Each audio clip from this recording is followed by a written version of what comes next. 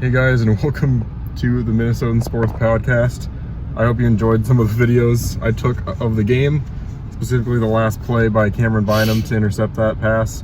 So it was an awesome game to be able to go to with my dad. But it's never easy, and it's just always, a heart-pounding game no matter what happens.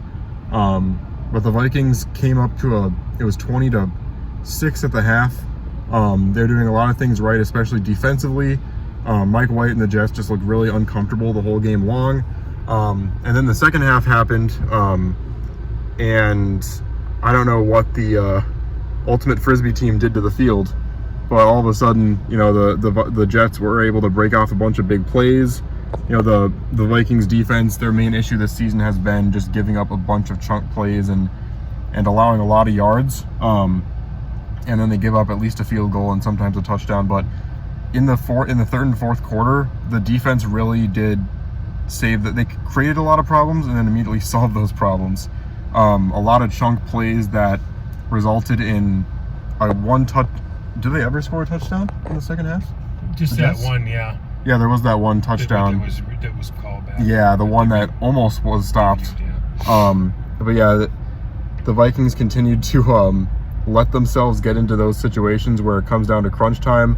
The Vikings defense had to have two separate fourth down stops at the goal line in order to win this game, because there was that stop at the goal line that the Vikings, granted, it's tough to get yourself out of that situation as an offense when they were backed up at their own 2. I would have liked for Kevin O'Connell to call a pass play there, because at that point, especially with that big chunk play, it wouldn't have mattered whether they had a timeout or not. I would have just passed it, tried to get it to Jefferson. Don't force it too much and risk throwing a turnover, but I think you just have to trust your offense in that situation.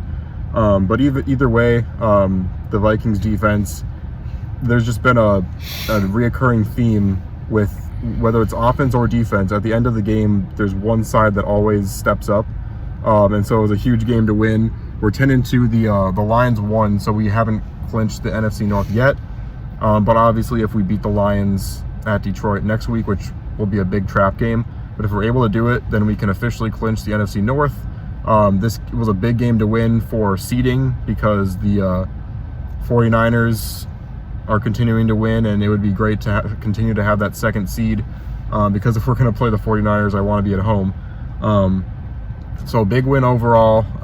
Glad to be able to come to this one, and it was just a lot of fun. So thanks for listening to this one, and I'll get a breakdown video of the week, a whole week of NFL action, and maybe a little more breakdown of what happened in this game on Tuesday. So thanks for watching, and I'll see you on the flip side.